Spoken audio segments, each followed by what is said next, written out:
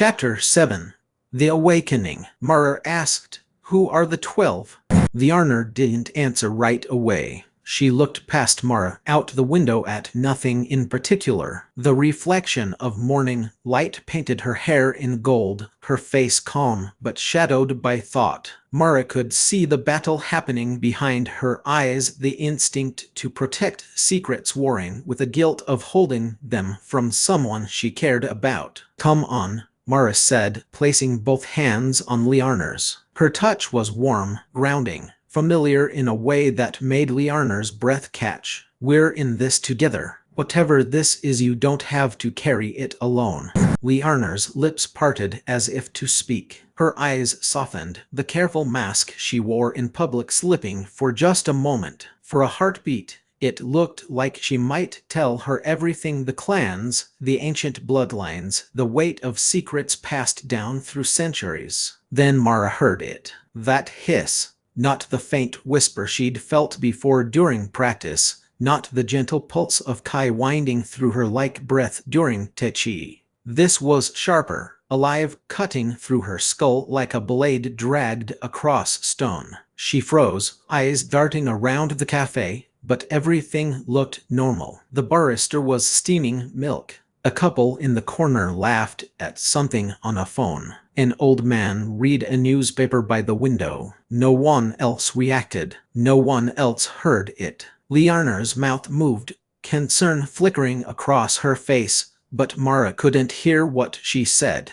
The sound had swallowed everything else. The hiss coiled inside her chest like smoke filling a closed room. She gasped, clutching the edge of the table hard enough that her knuckles went white. The hiss grew louder, deeper, like a storm rumbling through her veins, like thunder trapped inside her bones. Her vision blurred at the edges, darkness creeping in. Her pulse roared in her ears until it drowned everything else out: the cafe sounds, Liarner's voice, her own thoughts. The walls seemed to bend around her, space warping as if she were underwater, drowning in air. Then she felt it, coiling, twisting, moving beneath her skin like something separate, something other, alive. It wasn't a noise anymore. It was a presence, massive and ancient and utterly inhuman, stirring inside her bones, waking up after a long sleep. Mara's eyes unfocused,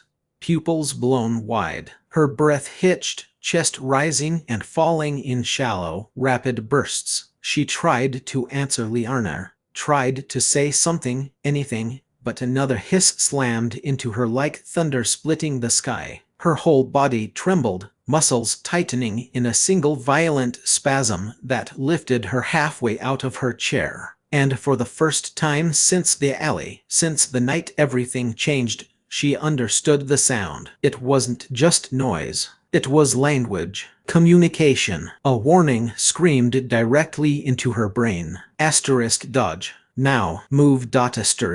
There was no time to question it. No time to think or hesitate or wonder why. Her body moved on pure instinct, Kai surging through her limbs like lightning through copper wire. Every cell in her body screamed the same command: move or die.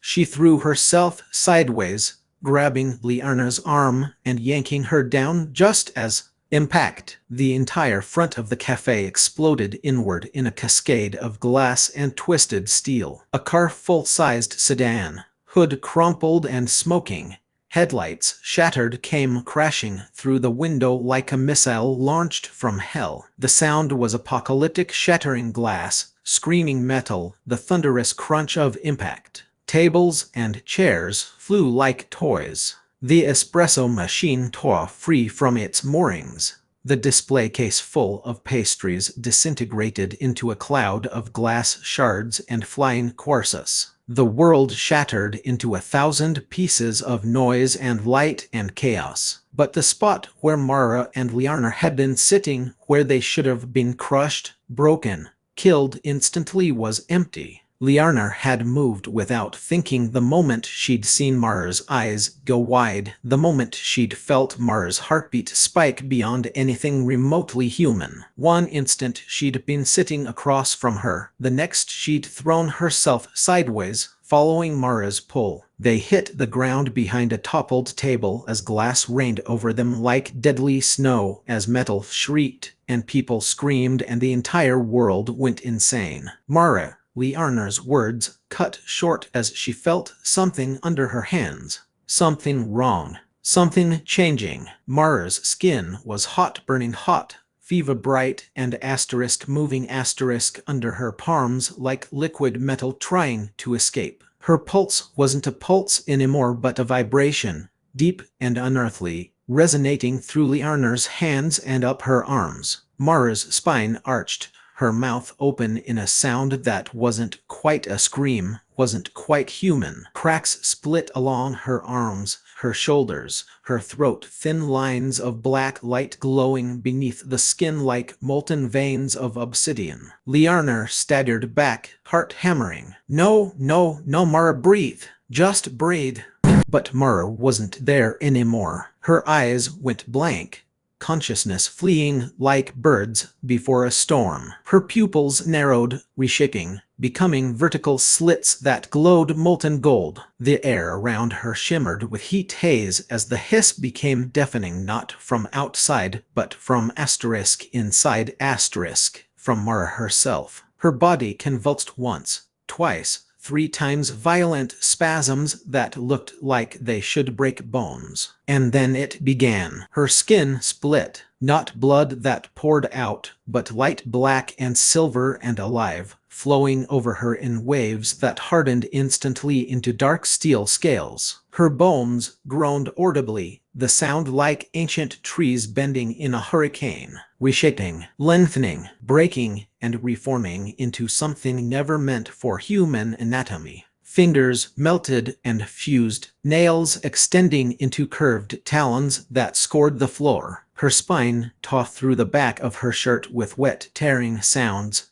each vertebra expanding and stretching until it formed the base of something vast and serpentine. The transformation was not graceful. It was not beautiful or mystical or anything like the movies. It was violent and primal and wrong, the sound of evolution screaming itself into existence, forcing change through flesh that fought every second of it. Tables were crushed beneath her expanding form, wood splintering like matchsticks. Scales the color of midnight rippled outward in waves, each one reflecting the cafe's flickering emergency lights like shards of black mirror. Her face elongated, jaw splitting wider and wider with sounds like wet fabric tearing. Teeth erupted, not growing, but appearing, obsidian daggers that caught the light and seemed to drink it in. People were screaming now, running, trampling over each other to get to the back exit. Someone was crying. Someone else was filming on their phone, hands shaking so badly the video would be useless. In seconds, maybe 10, maybe 15, where Mara had been kneeling, a massive serpent coiled, 20 feet long at least, maybe more, its body as thick as a telephone pole. Black steel scales glinted like blades, each one perfectly formed, overlapping like armor designed by something that understood war on an instinctual level. Eyes burning with molten gold fire, pupils thin as knife cuts, stared out at a world that had suddenly become prey. The air was thick with the scent of ozone and scorched earth and something else, something ancient and reptilian that made every mammal brain in the cafe scream predator, run, hide .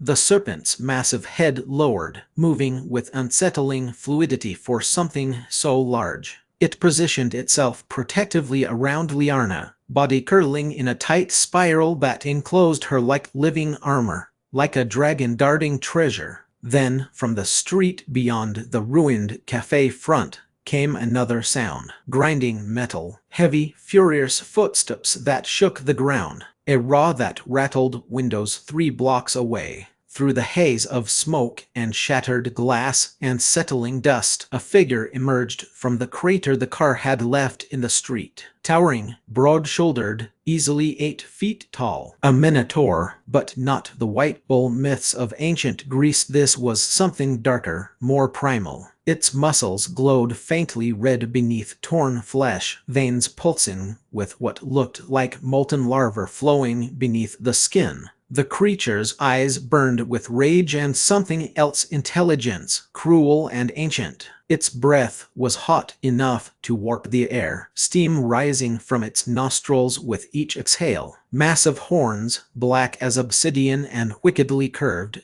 crowned its head. Each one was as long as Mara's arm had been, tapering to points that could punch through steel. It had thrown the car, and now it was looking for who had dodged it, head swinging back and forth, nostrils flaring as it smelled for prey. The serpent's head turned toward the beast. For a long, crystalline moment, the two titans locked eyes across the ruined cafe. Predator recognizing predator, ancient power meeting ancient power. The air between them seemed to crackle with tension, with the weight of imminent violence. Then the serpent's pupils contracted to pinpoints. The hiss returned louder than before, furious, alive, with rage and challenge. The serpent uncoiled like a spring, releasing. The entire front of the cafe, what was left of it, collapsed as the massive form surged forward. Its body moved with terrifying, impossible grace for something so large, fluid like water, deadly like a whip made of steel. The ground shook with each movement, scales tearing deep gouges into the asphalt like claws through paper. Debris scattered, chairs, tables, chunks of wall thrown aside by the serpent's bulk. It burst into the street with a sound like a building falling, and the real fight began. Liarna scrambled to her feet amid the wreckage, glass crunching under her shoes. Every instinct she had, every lesson drilled into her since childhood, every drop of Dragon Clan blood in her veins screamed at her to help, to do something. Her hands were already shifting without conscious thought, bones beginning to reshape under her skin. She took one step toward the street, power rising. A gentle hand settled on her shoulder. She froze. The touch was light but carried absolute authority, the kind of weight that made disobedience feel impossible. Slowly, like turning to face a loaded gun, she turned her head. Master Liu stood beside her amid the chaos and ruin. The old man who'd been teaching Tai Chi in the park, who'd seemed like nothing more than a harmless elderly instructor, now radiated something else entirely. An ancient, unshakable presence that made the air around him feel heavier, denser, like gravity worked differently in his immediate vicinity. His eyes were calm. His expression hadn't changed. But something had shifted, something that made Liarna's power recoil instinctively, recognizing a predator so far above her own weight class that attacking would be suicide. "No," he said quietly, voice cutting through the chaos with perfect clarity. "This is her battle." Liarna's eyes went wide, her breath caught. Every lesson about the clans, every warning whispered by her elders about the great powers that walked the world, every half-myth she'd dismissed as exaggeration, all of it came flooding back. "You're the leader of the Snake Clan," Liu finished, his tone unchanged, as casual as if he were discussing the weather. "Yes." The words hit like a physical blow. The Snake Clan one of the 3 oldest, the most feared, the ones even Dragon Clan elders spoke about in hushed tones, the ones who'd gone to war with entire bloodlines and emerged victorious despite impossible odds. And he'd been standing in a park, teaching Mara Tai Chi. Watching her develop a form that should have been impossible for someone not born to the bloodline. "That beast is nothing to either of us," Liu continued, his gaze never leaving the battle unfolding in the street. His voice carried absolute certainty, the kind that came from experience, from having faced down worse and survived. You want to help her. You want to protect her. He glanced at Liarna, and for just a moment his eyes held hers with an intensity that made her feel like an insect under a magnifying glass. Then you must let her become stronger. This fight is hers, not yours, not mine. Asterisk hers. Asterisk. Liarna's fists clenched at her sides. She could die out there. She could, Liu agreed, turning back to watch. But she won't. The Minotaur bellowed a sound that was half raw, half scream, primal and furious. Steam exploded from its nostrils in great billowing clouds. It reached down and tore a metal streetlight pole from its concrete foundation like pulling a weed from soft earth. The pole bent in its grip, metal groaning, and the Minotaur swung it like a club, roaring a challenge that rattled windows for blocks, that set off car alarms in a cascading wave of wailing sirens. The serpent struck first, faster than anything that size had a right to be, faster than thought. Faster than reaction, it launched itself forward. Its jaws snapped toward the Minotaur's weapon arm, a blur of black scales and white teeth. The sound of impact was like thunder, like two cars colliding at highway speeds. Metal met scale met bone with a crack that echoed off buildings. Sparks flew. The improvised club bent further, stressed beyond its limits. Nearby car windows exploded from the shockwave, glass raining down like hail. Trash cans rolled into the street, contents spilling. A fire hydrant somewhere started spraying water skyward. The Minotaur staggered back, massive hooves gouging the asphalt, muscles straining as it gripped its weapon tighter. For just a moment, surprise flickered across its bestial features. This prey fought back. Fort asterisk hard asterisk. The serpent twisted midair with impossible agility, its body a blur of coiling black motion. It slammed into the Minotaur's chest with the force of a wrecking ball, all that mass and momentum concentrated into a single point. The Minotaur was thrown backward, hooves leaving the ground entirely. It crashed through a parked bus asterisk through asterisk it. Not into it, metal folding like aluminum foil, windows exploding, the entire vehicle crumpling around the beast's body before it tumbled out the other side. The ground trembled. Car alarms wailed louder. People screamed from windows and doorways, faces pressed to glass, phones out, recording everything. Liarna stood rigid at the cafe's ruins, every muscle in her body vibrating with the need to act. To intervene, to asterisk help asterisk. Her hands trembled. She could feel her power pushing at her control, wanting to surge forward, wanting to reshape her body into something that could fight, that could make a difference. But Liu's hand remained on her shoulder, not restraining, not forcing, just present. A reminder. What was it you wanted earlier? Liu asked, his voice conversational despite the apocalyptic violence unfolding 50 feet away, as if they were still in the park, as if a giant serpent wasn't fighting a demon bull in the middle of the street. We both know it wasn't about ch7. Liarna blinked, the question so absurdly normal that it tore her focus from the battle for just a moment. She forced herself to breathe, to think, to remember why she'd come to the park in the first place, before everything went to hell. I wanted information on Vlad. Liu's eyebrows rose slightly, interest flickering across his weathered features. He rubbed his chin, thoughtful. Vlad, that was a long time ago. 600 years, if I recall correctly.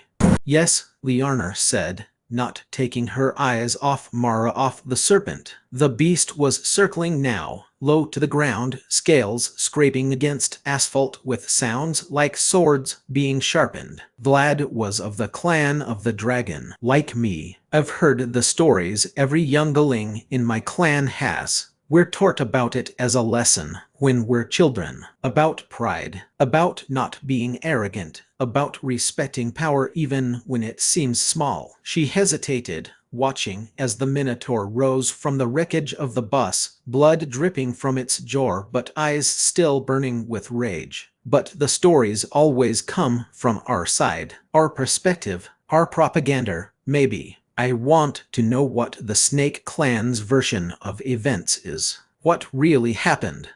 The Minotaur was on its feet again, chest heaving, one arm hanging slightly wrong, but still functional. It spat blood onto the pavement, thick and dark and steaming where it hit, and lowered its head. Its horns began to glow, starting from the base and spreading to the tips. Not metaphorically glowing. Actually glowing red hot, then orange, then starting toward white hot at the very points. The air around them shimmered with heat distortion. The creature stamped one hoof, then another, pawing the ground like a bull about to charge. The serpent's response was a hiss that made windows 3 blocks away crack, a sound so low and so loud it was felt more than heard. A vibration in the chest and bones. They charged simultaneously. The Minotaur came in low, horns leading, every ounce of its considerable mass behind the attack. The serpent reared up, body coiling like a spring,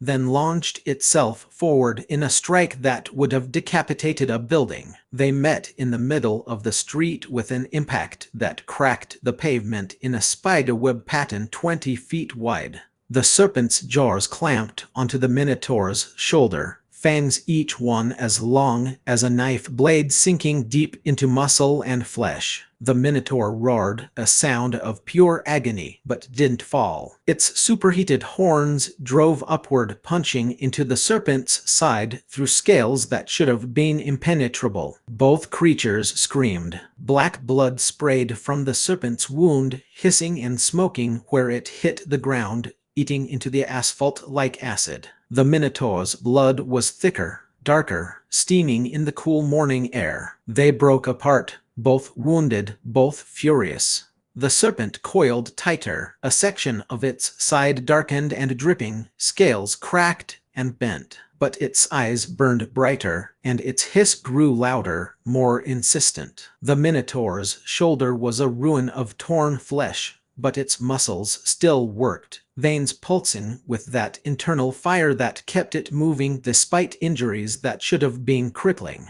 Liu nodded slowly at Liarner's words, watching the combatants circle each other. Your clan records should have the full account written down somewhere. If you look carefully enough, dig through the archives.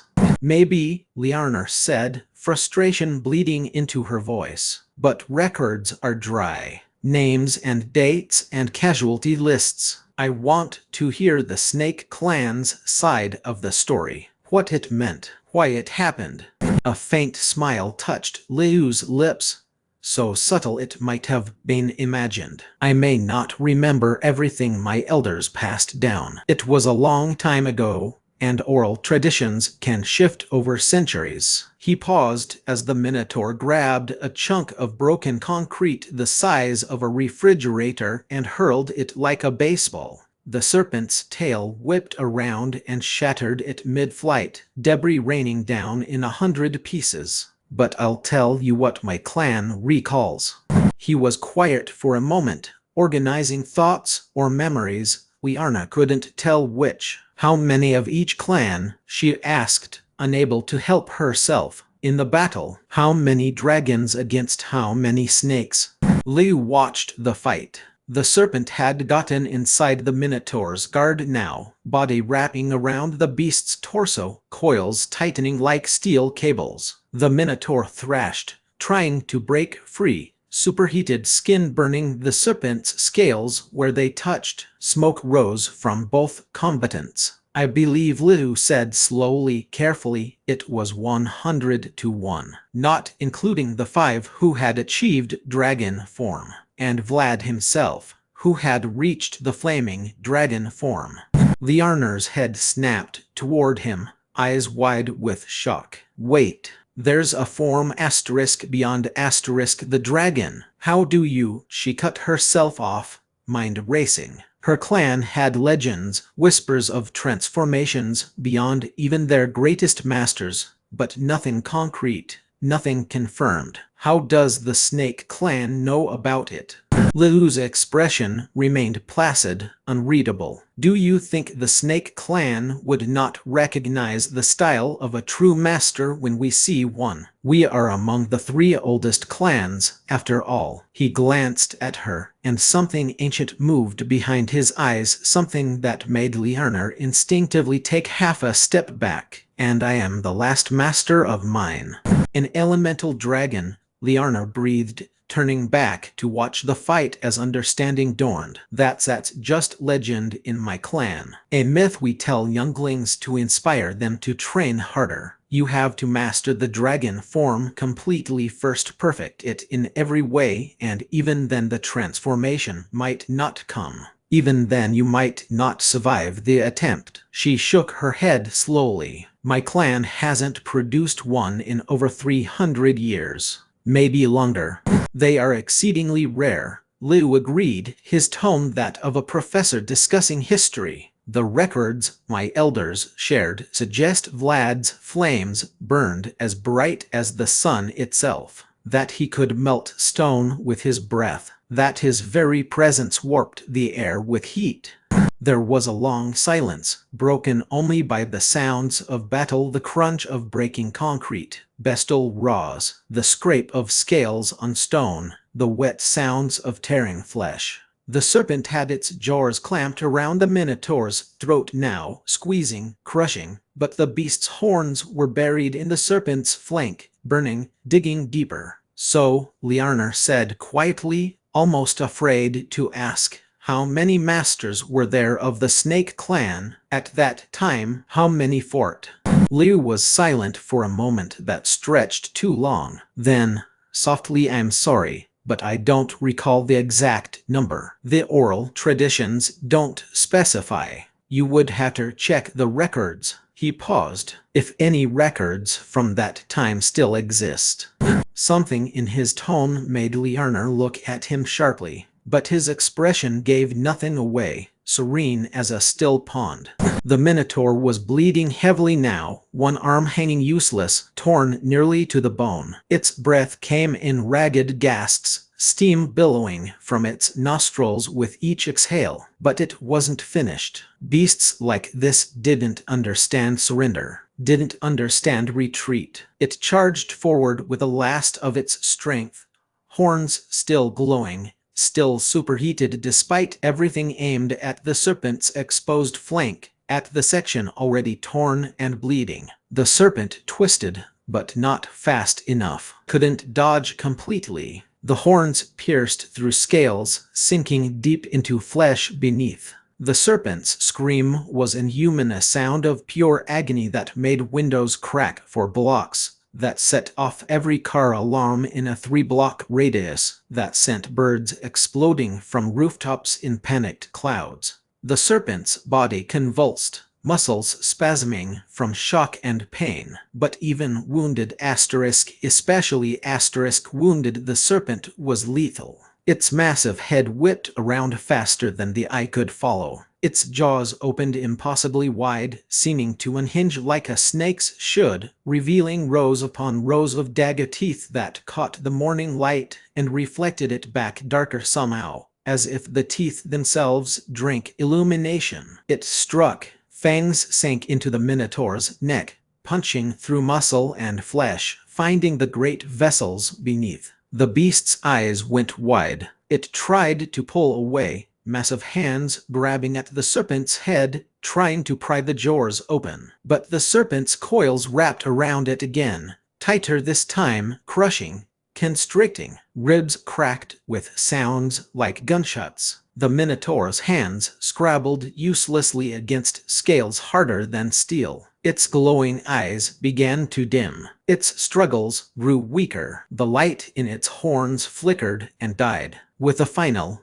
terrible twist of its head, the serpent's jaws closed. The Minotaur went limp, massive body sagging in the serpent's grip. For a moment, the street was silent except for the serpent's ragged, gasping breaths. Black blood pooled beneath both creatures, mixing on the shattered pavement, spreading in slow rivulets toward the gutters. The serpent's scales were cracked and smoking, gouges visible along its side where the horns had torn through. Its breathing was labored, each exhale a wheeze. Slowly, almost reluctantly, the serpent released its grip. The Minotaur's body slumped to the ground, lifeless, steam still rising from its cooling flesh. The serpent swayed, exhausted beyond measure. Its golden eyes flickered, the light within them dimming like candles in a strong wind. The hiss that had filled the air faded to a whisper, then to nothing.